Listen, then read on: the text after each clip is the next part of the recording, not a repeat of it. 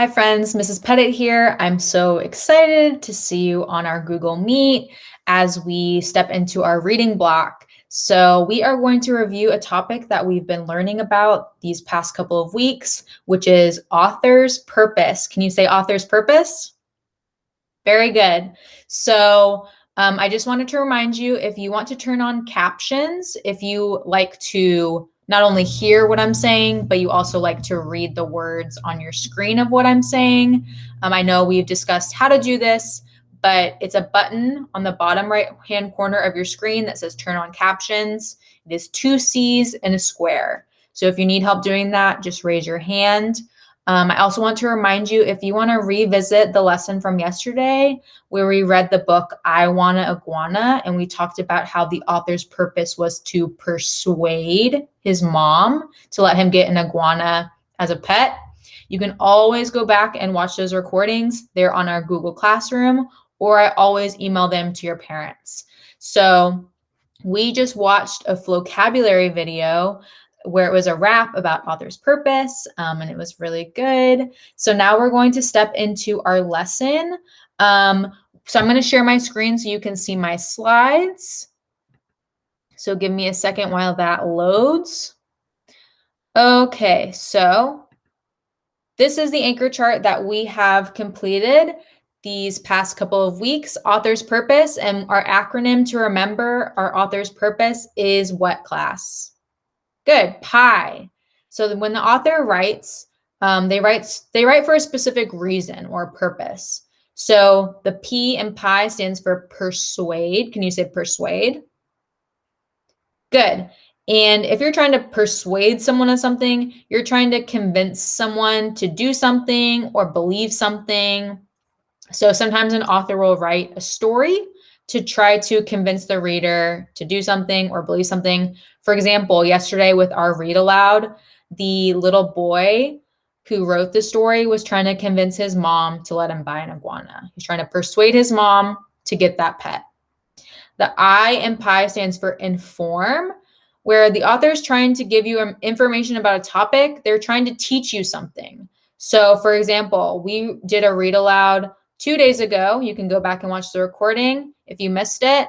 The read aloud was about dolphins. So the author wrote that book to teach us more about dolphins. That was the point or the purpose. The E in PI stands for entertain. Sometimes the author just writes an entertaining or interesting story and they just want you to enjoy it. That's the whole point.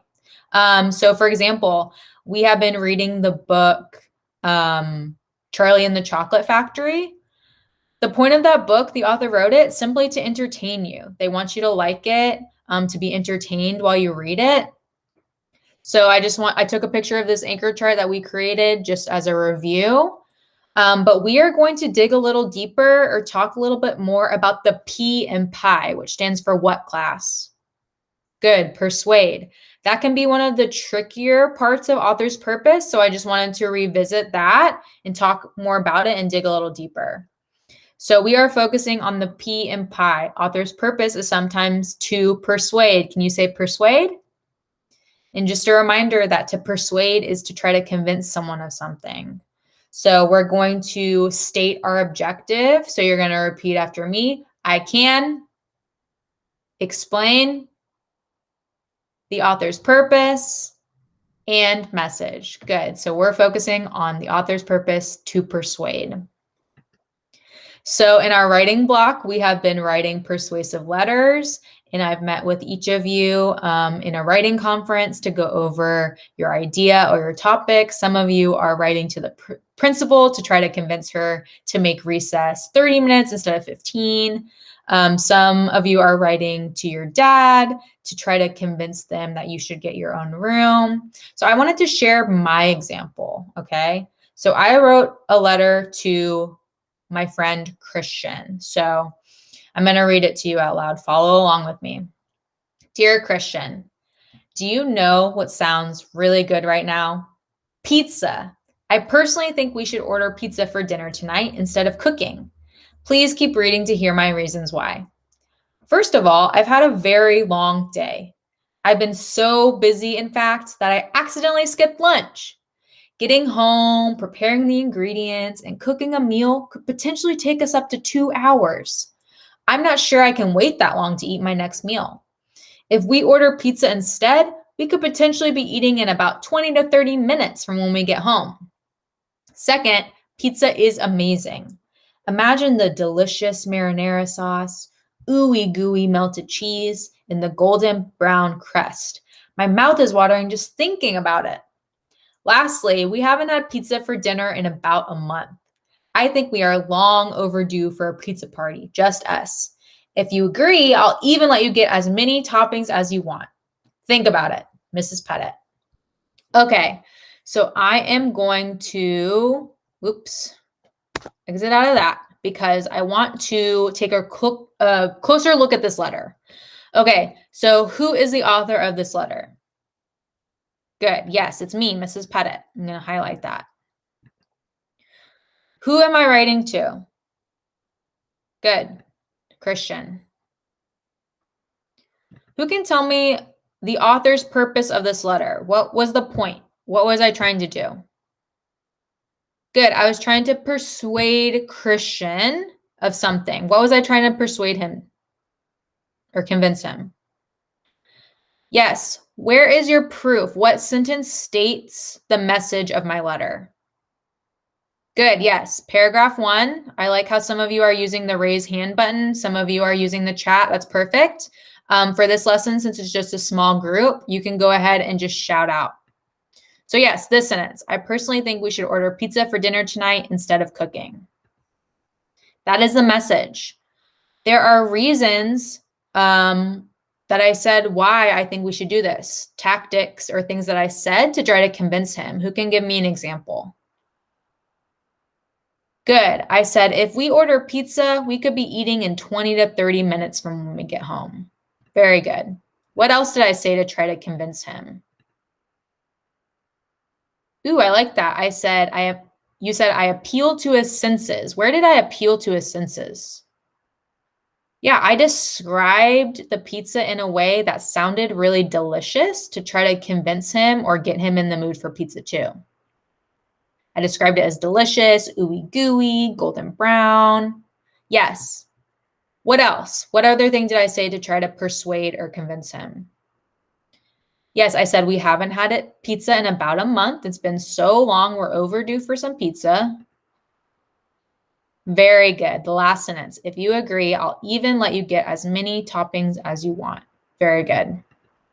So the activity that we're going to be doing together, I'm going to show you my example. So what we're going to do is we've done this type of activity before, but I have all these advertisements. So not only do stories and text try to sometimes persuade us, that's the author's purpose, advertisements like the vocabulary video talked about, they're definitely trying to persuade you of something or convince you of something. So I have all these advertisements. For example, this is an advertisement for hairspray, batteries, toothpaste, and these advertisements are just photographs. So there's not really any words to try to explain what the author or the creator of this ad, what they're trying to persuade us of or trying to convince us of, what the message is at all. So the first box, you can see the advertisement and what it's advertising. For this one is advertising hairspray. The second box is where you are going to type your description. So you're just describing it in your own words. So for example, I'm observing in this picture, a man is being blown by a strong wind. His face is distorted. That word means his face is distorted. It looks different. It's changed. It doesn't look normal.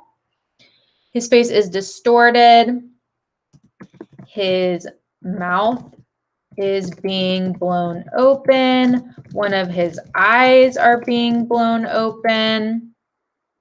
But I also am noticing something about his hair. His hair looks perfectly styled. It is not being blown at all. Okay, so in the third box is where you're going to type, what is the message? What is the author or creator of this ad trying to convince you of?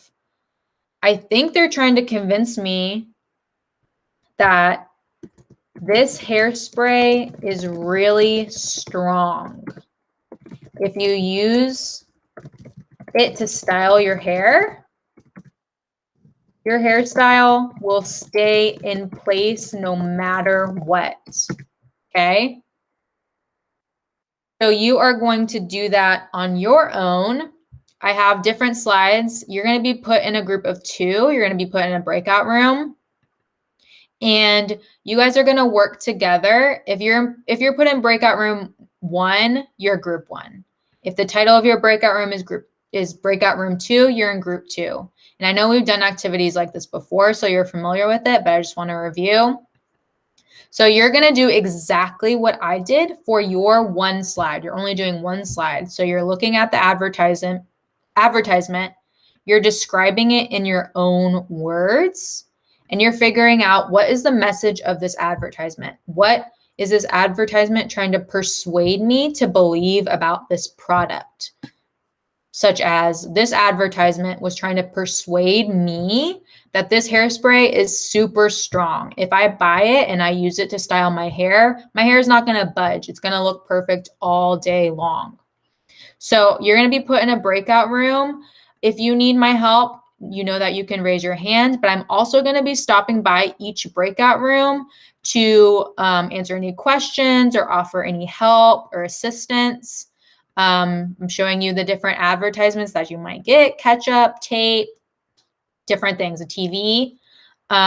So before we get started, I'm going to stop sharing my screen.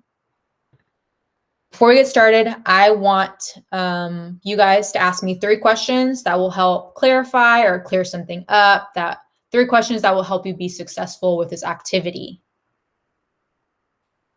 And remember, you can drop those questions in the chat box. You can raise your hand when you get in your breakout room, or you can ask me when I stop by. But I'm super excited to hear all your ideas and see what these advertisements are trying to persuade us to do or believe.